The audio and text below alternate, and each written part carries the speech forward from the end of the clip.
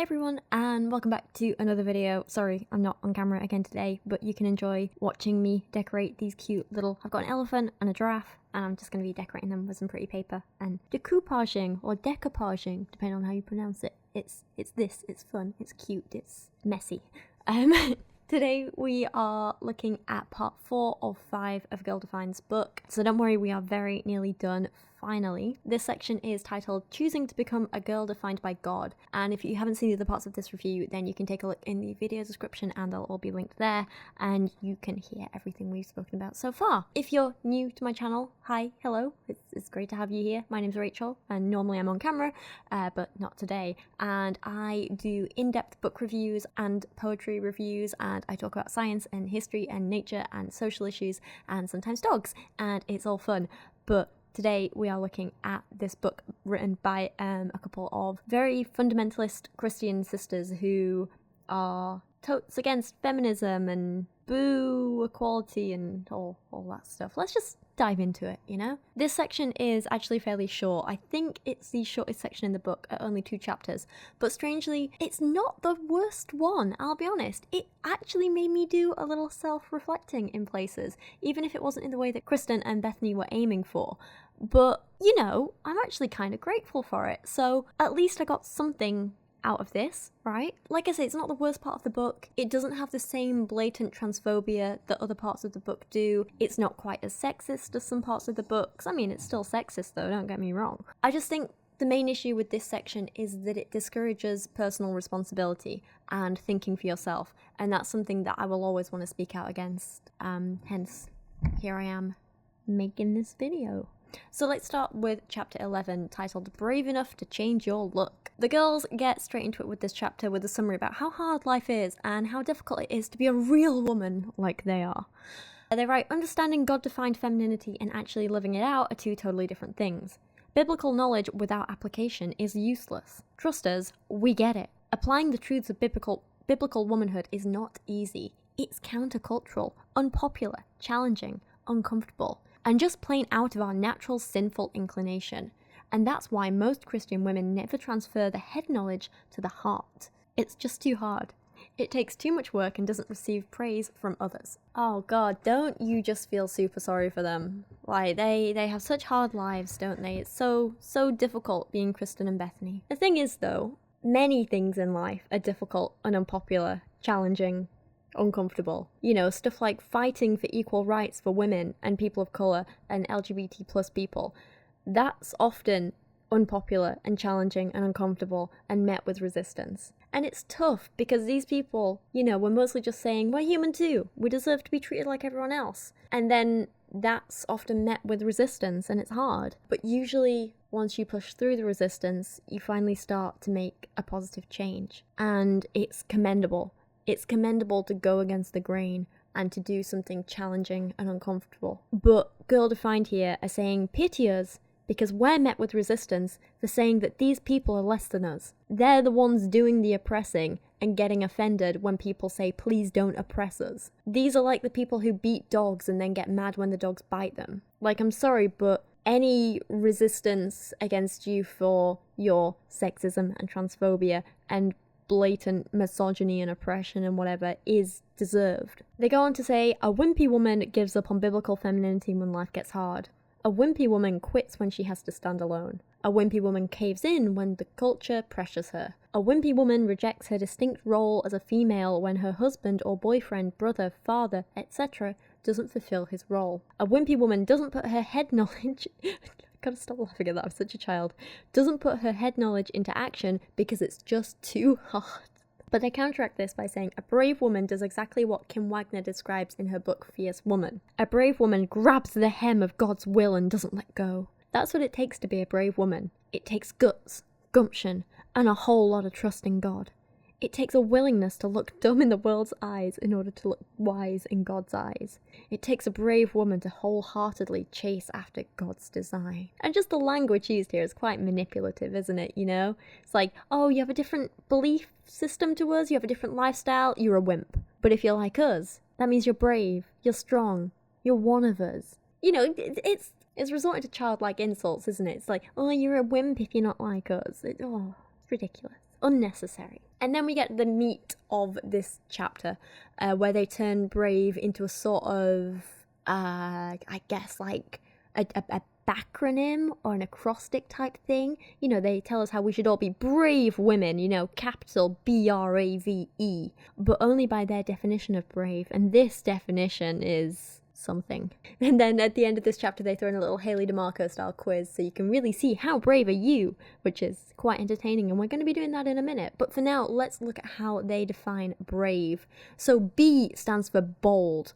A bold woman doesn't shy away from questions pertaining to her femininity. A bold woman constantly lives out her design as a nurturer, helper, and life producer with no apologies. A bold woman is unafraid of what others may think of her. Which, funnily enough, by this definition, it turns out I am quite the bold woman myself. I mean, I may be a nurturer and helper to a dog, and the only life I'm producing is from my red currant tree, but they never specified it had to be a human child, did they? And you know, I'm definitely... No, I'm quite afraid of what others think of me. I'm not that bold. I, Bethany, understand God's high view of marriage and motherhood and desire to embrace these roles someday. Okay, maybe I'm not such a bold woman after all. Sadly though, because our culture places little value on those roles, I used to feel embarrassed and ashamed to admit my admiration for them. Instead of boldly sharing my true feelings and finding confidence in God's word, I would often wimp out and try to please those around me. If you want my response to this, I actually kind of covered it in the last video we made, I made, on Bethany's transphobic Instagram posts, so I won't repeat myself and cover this here, but if you're interested, you can go watch that video. It will also be linked down in the description below. R, they write, stands for radical. The moment a woman trusts Christ as her personal saviour is the moment she takes on a radically different purpose. Her life is no longer about pleasing herself, it's about living to please God. That, in and of itself, is radical.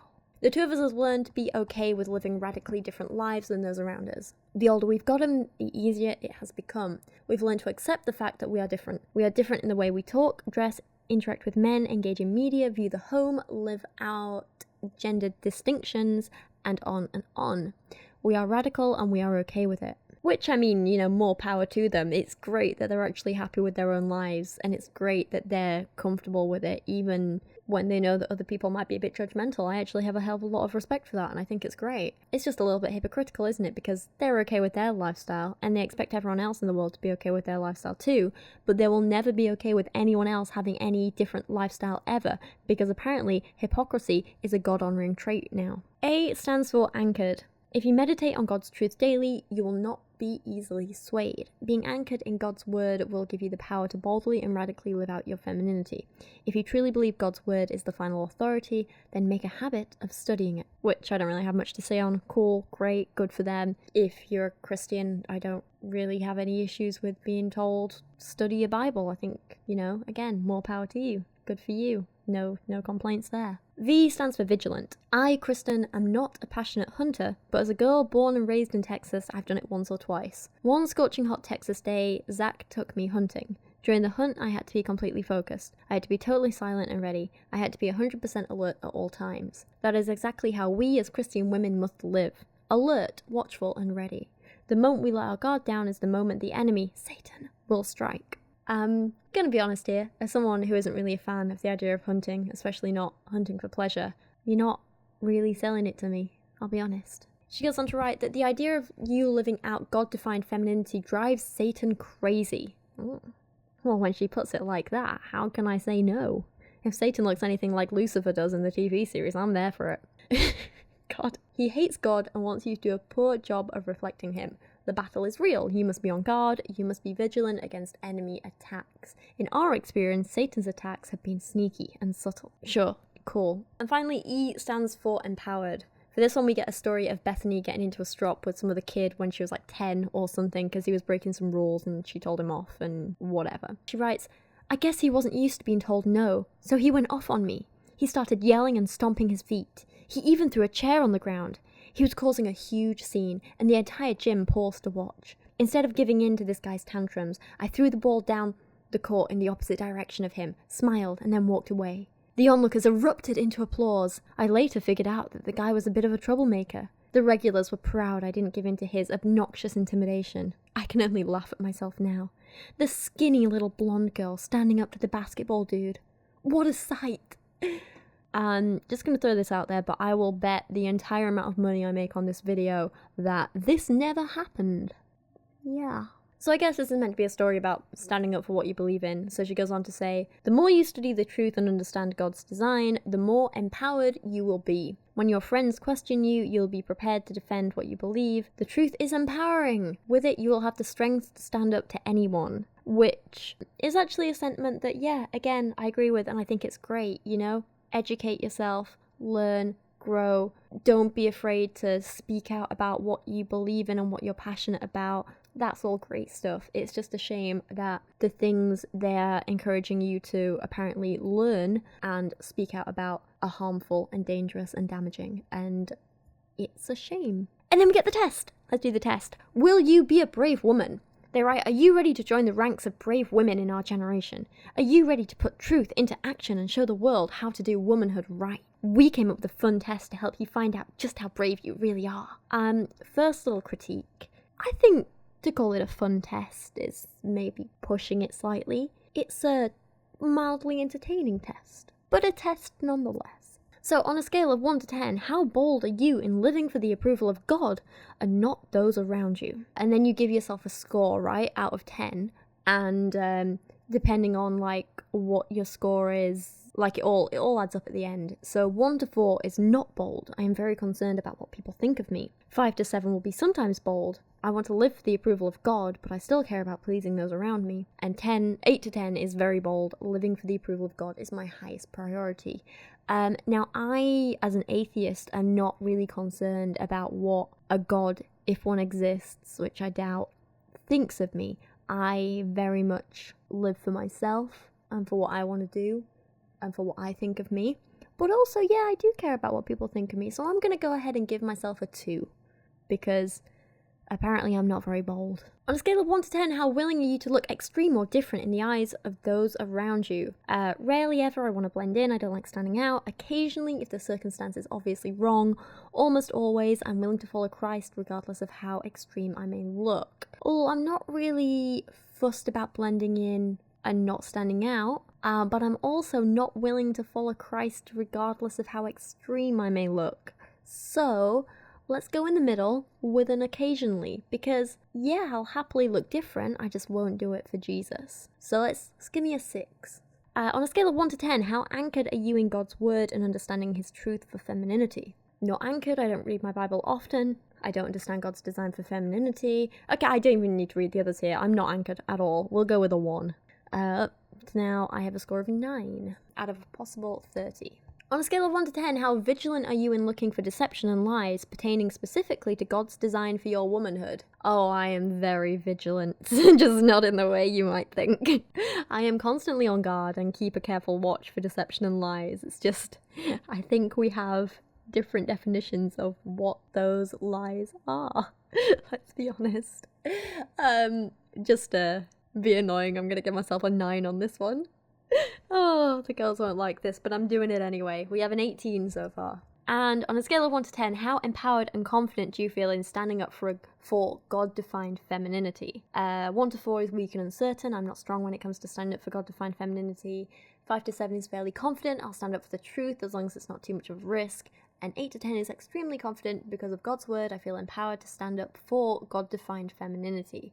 Now, I would say I am an empowered woman, and I feel confident in standing up for truth and stuff and the things I believe in, but not for God-defined femininity. In fact, I'm more empowered and confident in standing up against it, if we're being honest. So, again, how do I answer this? I have the empowered and confident bit, I don't have the last bit. We're gonna go in the middle again, we're gonna give me a 6. It's all good. So up to now we have 18, 6, 24. I have 24 out of a possible 50. So, my results are in. Things are so-so, apparently, which at this point I'll take. After the crap year that I've just had, I will take a so-so level of bravery. You know, it's all good. Apparently, I desire to live out godly femininity, but the culture's influence is too prevalent in your life. Get rid of unbiblical messages and start replacing them with truth. Evaluate your media habits and friend choices, and make sure you are surrounding yourself with people and things that push you towards truth. Oh, bless them. I'm sure they mean well, but it's just a bit silly, isn't it? Well, I won't be doing this, but that's okay. I think we can all agree I'm not the target audience for this book.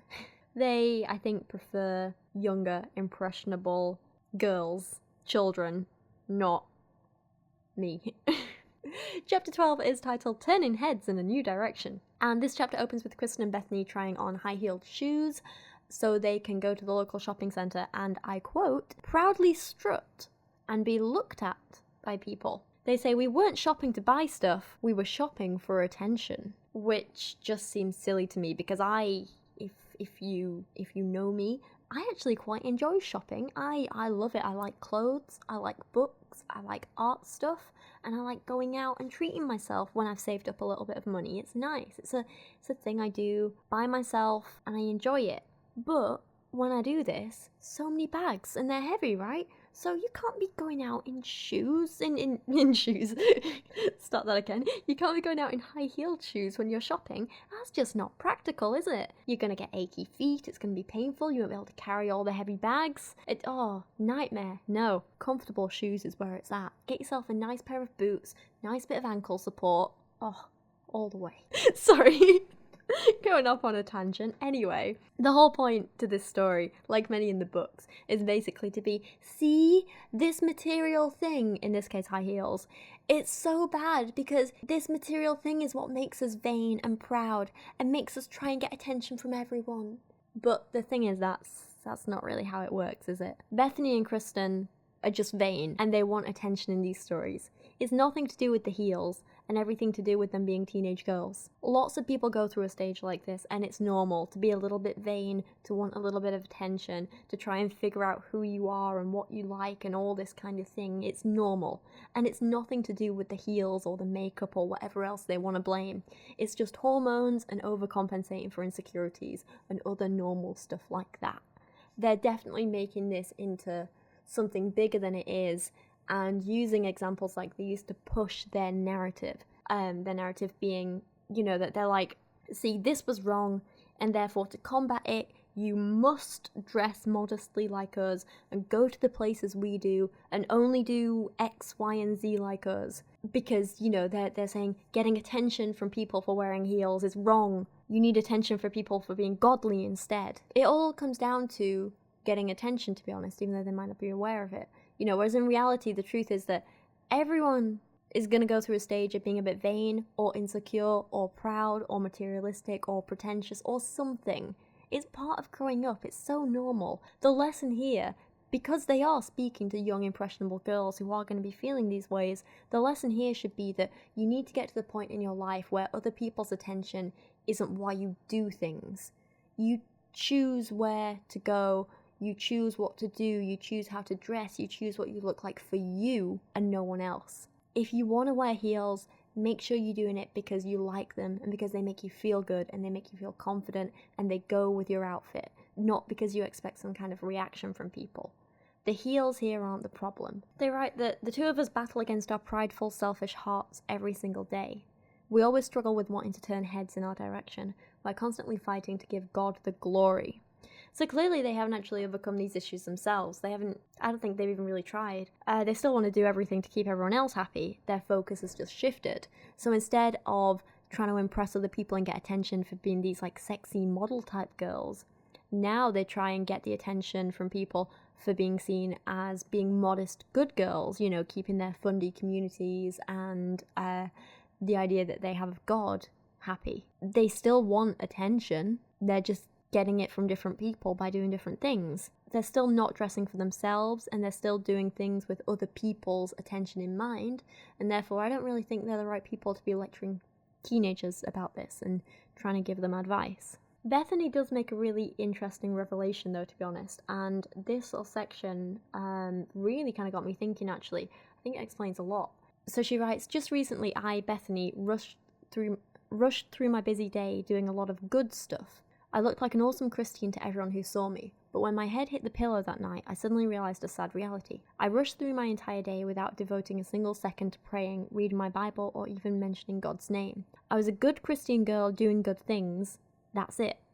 I honestly wasn't doing it for God, though. I was doing it for myself.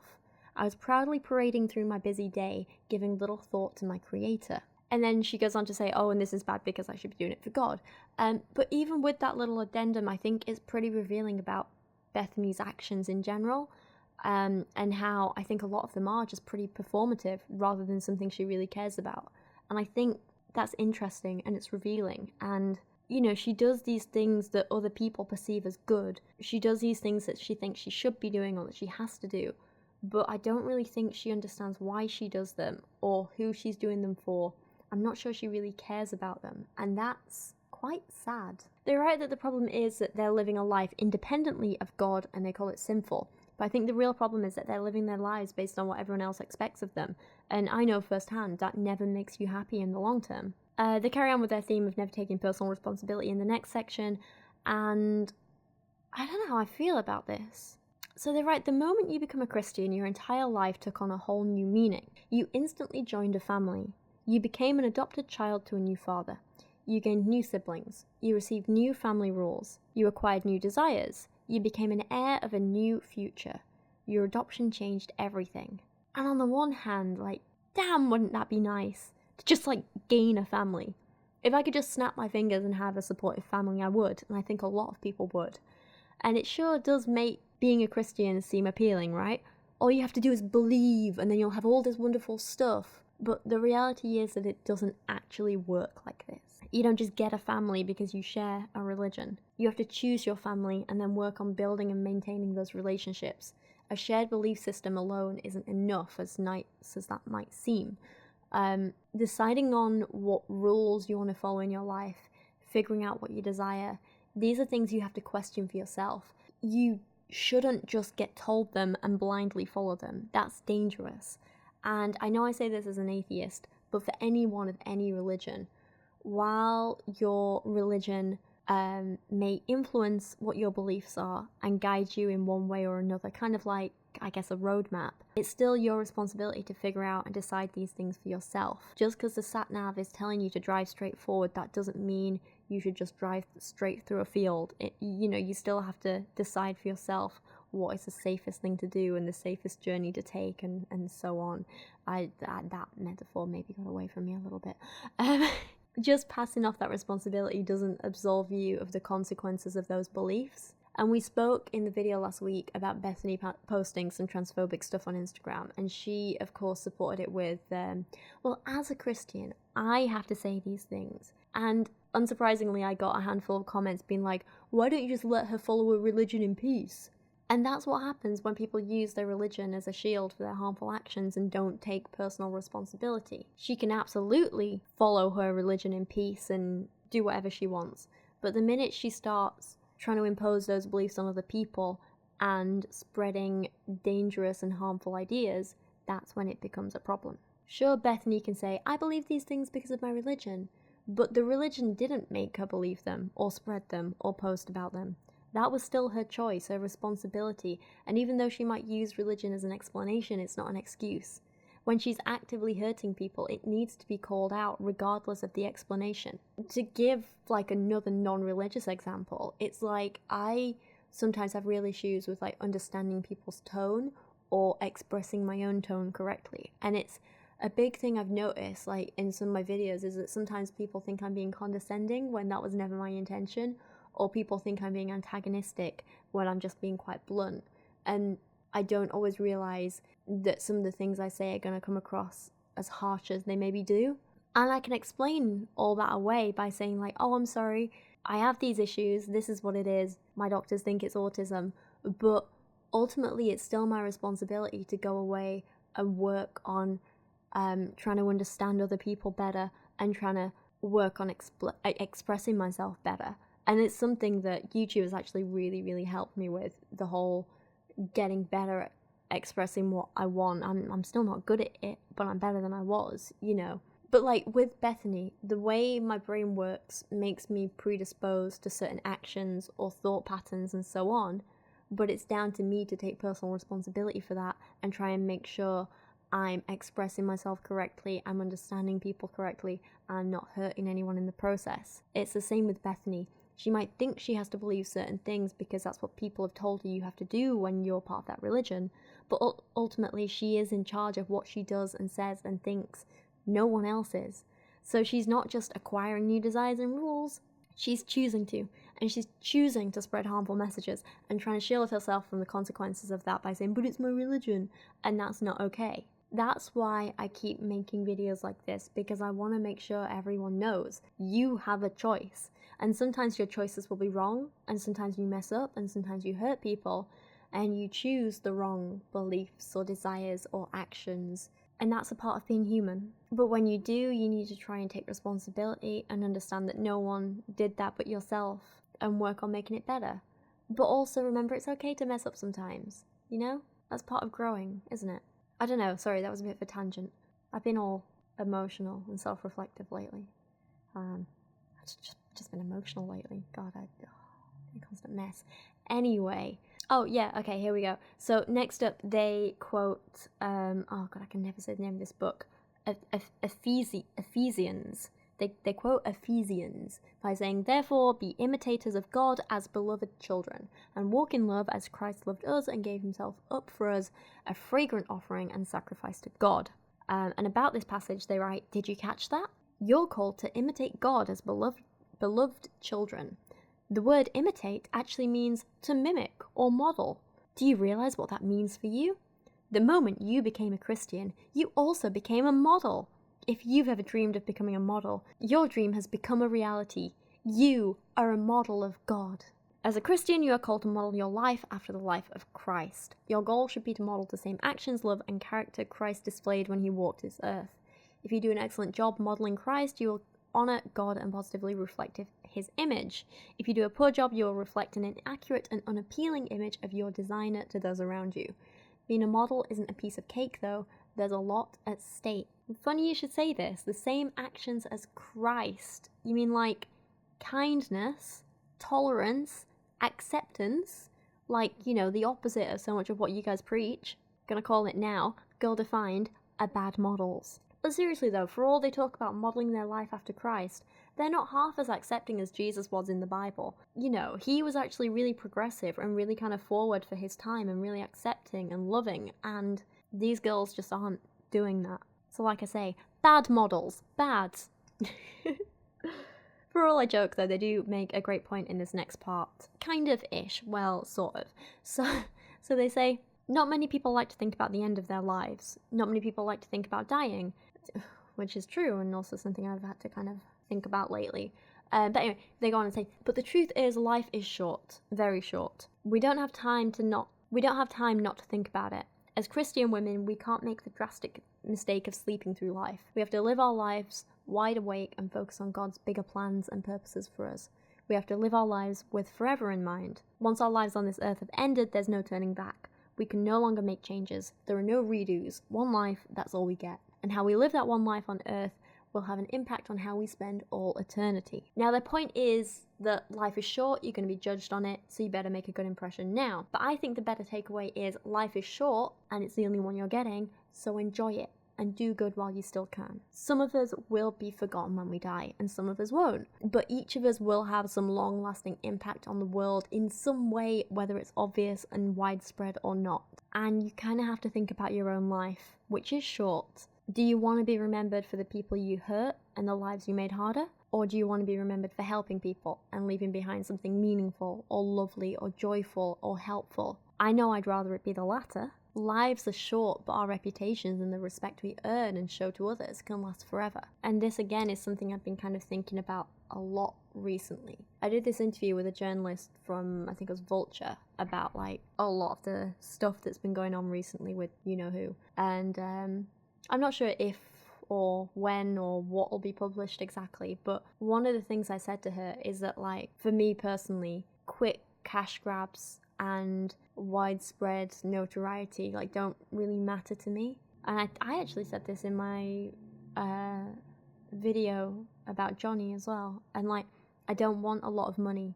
I don't want millions of subscribers, but I do care about having a solid group of viewers who respect me. And I care about creating content that genuinely helps and inspires people. And that's why I'm pretty content with my career right now. I'm achieving all of that, and I just want to continue to do that for the foreseeable future. And that's not to say I'm not ambitious. I am, and there are other things I'd like to do. But honestly, as long as I can kind of try and keep helping people and keep creating and making and educating and learning and growing and helping other people learn, that's what I want. That's what makes me feel fulfilled. And that's what I kind of hope, I guess I can sort of leave behind a little bit of positivity. I don't know, maybe. Anyway, sorry. The point was, Girl Defined have some quite good point hidden in there somewhere, even if they have a slightly different conclusion to me, you know? I think it's important that even with a book that we're highly critical of, we can also recognise that it can have some good points in there as well. That's important. It's the end of this chapter, the end of this section, so I'm going to end this here. But thank you for watching today and being with me on this little book journey. We still have the last part to review, so I'll be doing that very soon, amongst kind of other content and stuff and things and words and stuff. But for now, this is where I'm going to end this here. And I do just want to kind of say thank you to everyone for the support on my last video.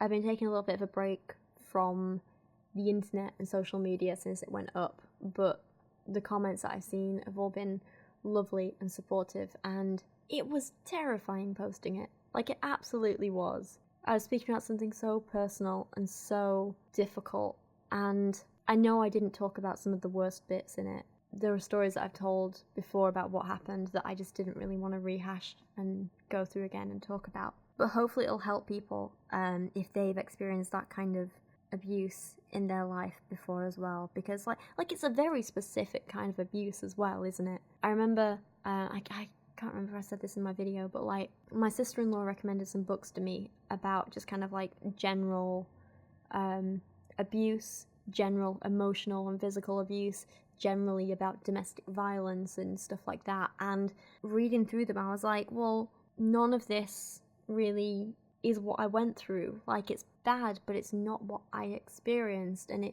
it felt like a disconnect. And then the minute I picked up a book specifically about like narcissistic abuse, I was suddenly like, this is it. This is exactly what I experienced. And I think it's important to kind of talk about these things as well, and so people are aware of it. I know one person in the comments said that they were a little upset about me using the term narcissistic abuse, which I found interesting, because as far as I know, it's like the official term, kind of like all the like psychologists and stuff that I've read and watched and followed and everything, it's the term that they use. And some people say it can be stigmatizing to people with narcissistic personality disorder, but that's why I think it's important to, I guess, like specify that not all people with NPD are abusers, and not all abusers have NPD. They're different. But narcissistic abuse is a very serious and very specific kind of thing and very specific kind of problem. And while you obviously don't want to like stigmatize all people with personality disorders at all, because there are some people who, you know, it's a genuine struggle for them and they want to overcome things and they will get therapy and get help and things like that. It's difficult in a kind of video like the one I made to, I guess, kind of like toe that line between wanting to have sympathy for someone because it's a mental health thing that they can't help, and also when it comes to someone like Johnny, where he was told he should get therapy and he was told he should work on these things and he never did. And it's like, it was the same with his addictions, you know? Addiction is a very, very serious thing, and it's something that we shouldn't kind of stigmatize people for struggling with, and we should be supportive of, you know, trying to get people to get help and all sorts of things like that. So with Johnny, I was trying to always like get him to go to the GP and, you know, speak to doctors and get some help that way, and he just refused to do it. And so again, when it comes to these abuse situations, things like his alcohol and drug addictions explain why he was aggressive and nasty and so on, and his personality disorder explains why he showed certain behaviors,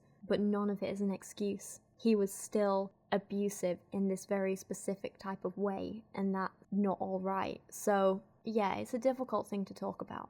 It's difficult to get it right. I don't know. Okay, this is, sorry, a little thing on the end there. Thoughts. I've been having thoughts. So many thoughts. God.